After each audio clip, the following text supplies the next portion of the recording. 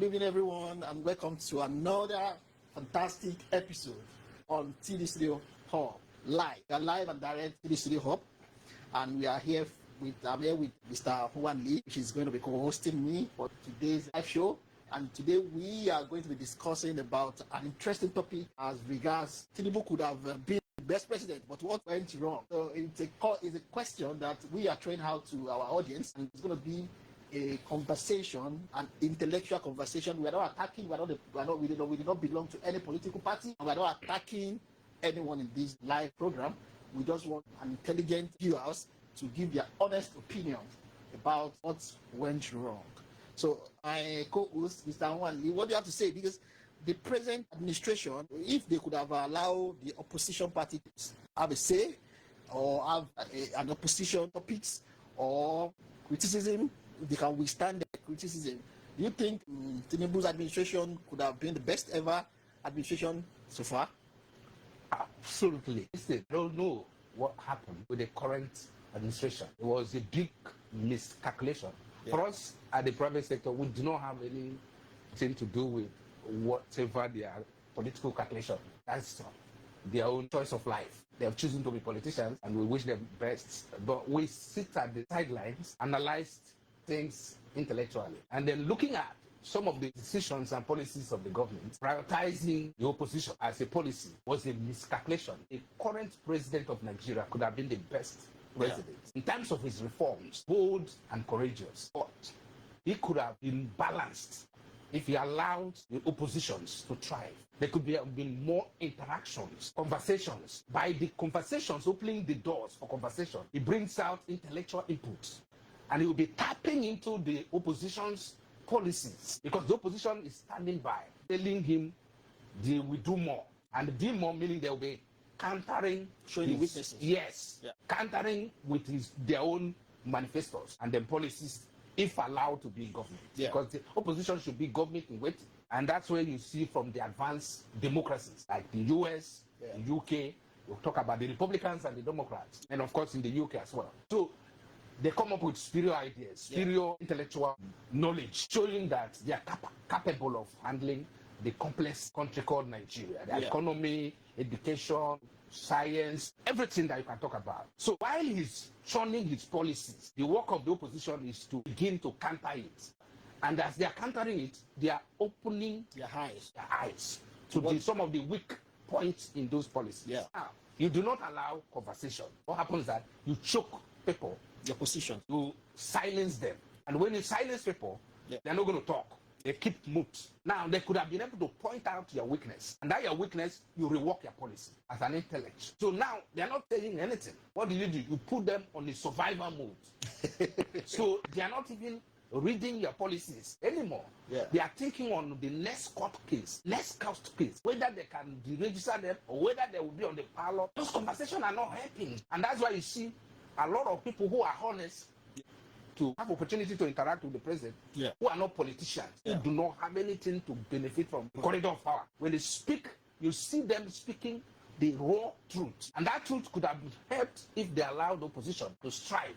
So if you look at the policies of the president, these are the policies that have been left, some bold policies that have left for decades by past administration. But he was able to come up with those policies, implement those policies, and then you can see that somehow it has negatively affected people, and somehow, maybe long run, we will have the benefit. But the problem is that there could have been some corrections or reworking through the think tank economic group that he would have assembled as a very well-experienced politician from the Southwest, Lagos State, precisely. So we were thinking he should give the opposition a room to criticize him. They criticize him, it is good for him because he will sit down and watch. And then those think tank boardroom, they call it boardroom in the corporate world. In politics, I don't know, they call it think tank, maybe economic makers. We now analyze what the opposition are saying. Now they look at it and then rework the policy. Correct if there is need to correct. Even somehow take their own policies or manifestos and join to what they have. That's what makes you the main leader, government in power, because you have avalanche of information from the opposition to the outside viewers and those political commentators helps you to shape the administration. That's why you see the House of in the US, you talk about the Republicans and the Democrats. So wherever the Republicans, the president, Republicans policies comes from, the Democrat counter it. That conversation keeps people, they'll come back, they rework, they come back, they rework, they come back, they rework. It's politics is no longer like old school political whereby you kill your opponent or you silence your opponent. That's the only way you can win. No, you can win physically, but you can't win the mind. Don't forget that somebody can win election, but you did not win the people. So what happened? You become unpopular. Even though you won, but you become unpopular. And that is like shooting yourself on the feet. So that's the way I sit back sometimes when I look at what's going on in Nigeria. I watch some of the policies, the positions are supposed to be coming up with a strong position against to counter the government in power. There's no room for that. There's no conversation. So people are on a survival mode. It's very risky for us, even as a country, not to talk of over 200 and something population, and the entire world listening to us. So for me, that's the way I take it on this. But do you think that opposition parties now are not a lot of sometimes the opposition party might spread wrong information? And trying to like exaggerate problems for people to buy so that they can use it against the present administration.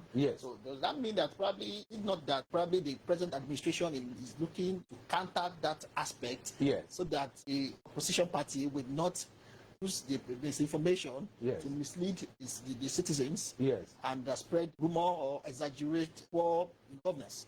So as regards using it against the present administration. So does it mean that probably the present administration is looking into that aspect? That is why they are trying to like silence the opposition party. It's like you're playing with, it's a game of chess. Politics is a game of chess.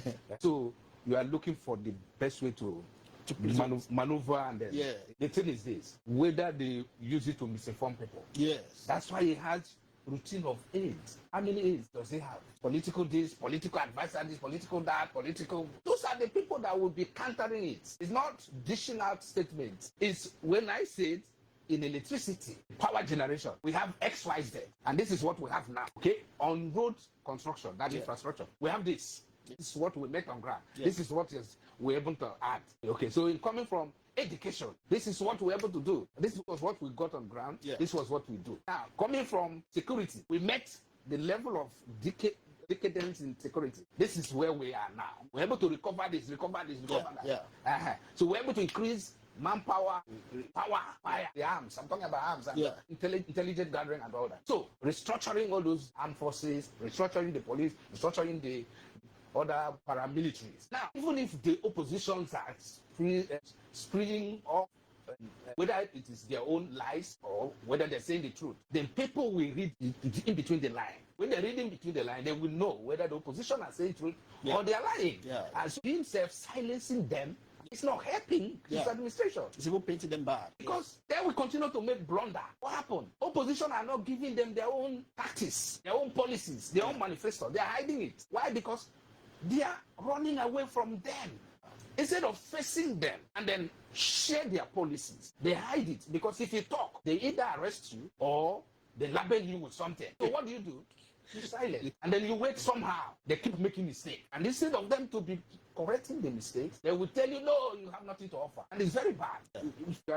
Whether you are the best leader, whether you're leading 100, 200 people, 1,000, 1 million, or 200 and something million, you cannot say you have the monopoly of knowledge. Nobody has the monopoly of knowledge. So you listen. As a leader, the hallmark of a good leader is to listen. Whether they said it wrongly or rightly, listen. Then when you come back again, you counter them. When you have the privileges or opportunities, you counter them. And that is what the presidency should be doing. In general, I think because you said a lot of things, but to me, I think that achievements of the government should have speak instead of you silencing the opposition party. So displaying what you have done so far for the previous years that you've been into government, into the electricity, this and this is what we have done. We're able to achieve this in the electricity aspect. Correct. We're able to achieve this in the what's it called, road network. That's right. And so in different parastatals and in different departments. So this is what we're able to achieve. Instead of you silencing, because if you are channeling the energy, silencing the opposition party, what you have achieved will not even show, and you will not be able to even see your weaknesses, and you are not hearing from people. You are forcing people to a survival mode. Let me tell you, that survival mode is the reason why you see it becomes like an elitist something. So instead of organic, become unorganic. If it's as a Democrat, yes, that he is, and I believe he's still a Democrat. So that his love, that the love from people would be organic. It's not fake. It's not like you drive people, maybe by gift or anything. It's organic. So those people are the people that will fight for you at the remotest part of Nigeria. So when other people are talking down about the achievement, they will stand. I still remember the eras of the previous administration. Yeah. They're still speaking about those people till today. Some of them are no longer in power. Yeah. Whether from previous leaders, some have even died. People are still speaking about them. Now, what it means is that you just listen, you unveil your policies, you talk about your programs, and then let the people understand it. And then once they understand it, don't worry about it. They are going to support you in terms of your re-elections or not. But again, because of they are afraid of their shadow. And it's unfortunate that so many politicians in Nigeria especially are always afraid of their shadow. They're always afraid that if they allow people to criticize them, it's likely that they will not be able to have more followers. But in the real sense is that if you check about whether it is in the corporate world or in political world, you see countries that have conversational, open doors for conversational and discussions around things in their country in a democratic setting. The best comes emerges. You'll find out that it is the people. When the current president of the US, he said, "Make America great again." The former one, what was the slogan? Do you remember? President Barack Obama. He has his own slogan.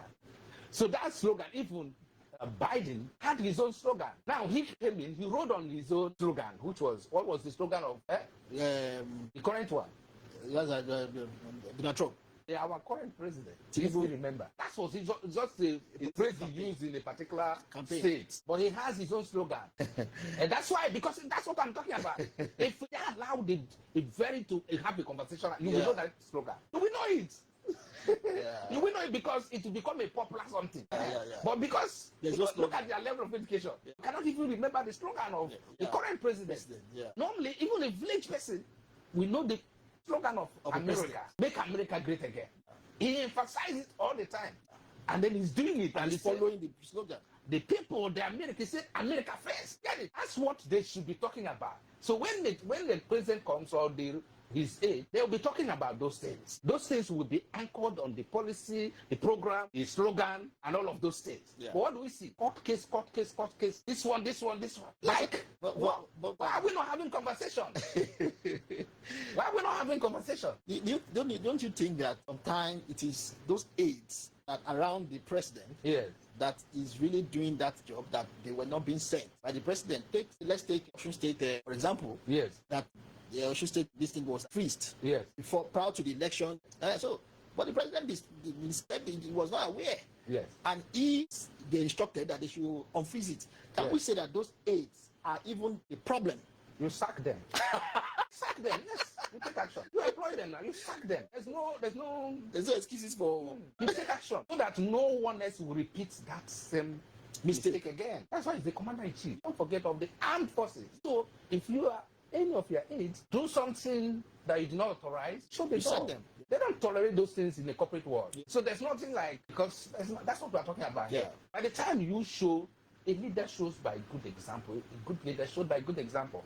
So once you take a decisive action, the next other person will take correction. And then you have a decent, well-articulated and structured communication that flows from checks and balances before it goes into public. But all you see people who have no reason to become public commentators or advisors, becoming positions they are buying, most of them are looking for jobs. So they just find the job, they just continue to talk. So with due respect to some of them, but that's what the commander-in-chief would have done. So when he came up with his own position, for reason, so these things were happening without the knowledge of our president.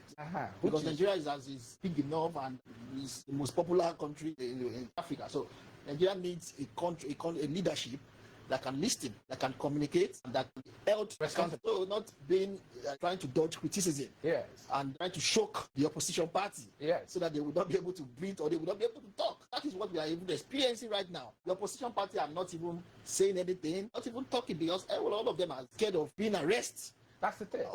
So we don't need that leadership in the country. The point, I don't care if it's up to Nigerian people to decide. To decide that. Not more political.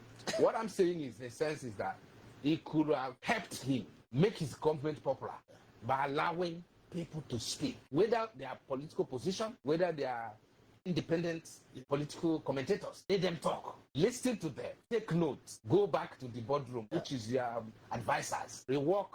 You have economic team. Those are the people that listen to those things people are raising. It forms how you formulate your policies. Everything you want to do as a government, from the public opinion that they are, whatever the background they are, even myself talking to you now, you listen to it. If you implement it, you still have room till 2027. Don't say that you already won. Even if you win in a landslide, you understand? Yeah. So that even your opponent will know that you won. You understand? Yeah. And how do you do that? You now need to incorporate, allow the opposition. That's why you see, he is from Southwest. He has mix of political parties in different governors. Yes. Governors. That's how it should be. This man, like the one coming on in the Southwest, is from a different political party. He's from a different political party. That shows he's a Democrat. So, because democratic credentials does not really mean because you have been there in the trenches. No, it does not. It's allowing, even in the family, you have different people belonging to different political parties. And that's what he always tells us, that his wife is a Muslim, is a Christian, a pastor. You get it? He is a Muslim. He's a Muslim. That won him vote. Do you believe that? I believe. So, if he allows other political parties to strike, and he said, I have the power to kill you guys. Remember how David said to Goliath? Was it David to Goliath? No, David to, what was his name? The one that he even got his hair on his body. Goliath. No, it wasn't Goliath. It was the man, David, that was after David to kill David. But David had opportunity to kill him. But he said, how can I do this to my master? Raya. Let's live. What I'm trying to say is that he can tell the political opponent, I have the instrumentality to demolish you people, but I allowed you. Understand? But when you unleash state power on your opponent, my brother, what are you talking about? Even an illiterate will know, come on, this is not normal. So because of that, they can even revolt against you. Why? They will even an illiterate in the village and say, because you did this, I'm going to vote against you. I understand. These guys, you think that they don't, all those people in the remote part of Nigeria, people think they are illiterate. They are not illiterate though. Their political awareness is very high. These are the people that will queue up and make sure they vote and stay there and defend their vote. So when they find out that you are not playing as a father, you're using the instrument you have against your weak opponent, they will revolt. And I have seen it happening in some other places in the world. They may keep silent, but they have something they want to do. And when people are silent, be very careful. If you think you've killed them, be very careful. And that's the only word I will leave him today. If you think they're silent, they're plotting. And they might win the heart of the people. Because you could have allowed them. Let the competition strive. At the end of the day, you are the man of the moment. You hold all the paraphernalia of governance. Government's different level. So you could have used that at your advantage. And then why they keep on talking? Because they should be talking. At the point they will run out of talk. That's when the government in power comes out stronger. You get just like those who watch boxers, they allow you to throw all the punches, your skills, everything. And when they know that you have exhausted, they have noticed your weakness. They give you that last knock. That's how it should be. Politics should be very interesting. Not trying to kill the opposition party. People, if they tell you now to go and do political science, will you go there? I cannot go do it. In Nigeria, I'm talking about like international politics. But Nigeria. The politics they're playing is not in the book. It's no longer in the book. And so the thing they're playing is the politics of mind. Very unorthodox politics. Since I was born, I've never seen it. And then he's a very experienced politician. He's not even noticing that those who think they're doing him more good are doing him more harm than good. You will know that after 2027. I'm not saying he's going to lose, but I'm saying the thing he's thinking or they're telling him might be quite different from what you experience. I pray he narrowly escaped the election. That's my prayer. But if they keep on advising him all this things all is well. Oh, we captured. Oh, we did it. It's our own. My brother, people can be stubborn. So thank you very much. We have a lot of things. We have a lot to say because for the question, a lot of audience are asking some questions, but we will not be able to take. We will not be able to take questions today. On our next episode, we will question. So on this intellectual conversation, people could have. We always try to avoid topics of.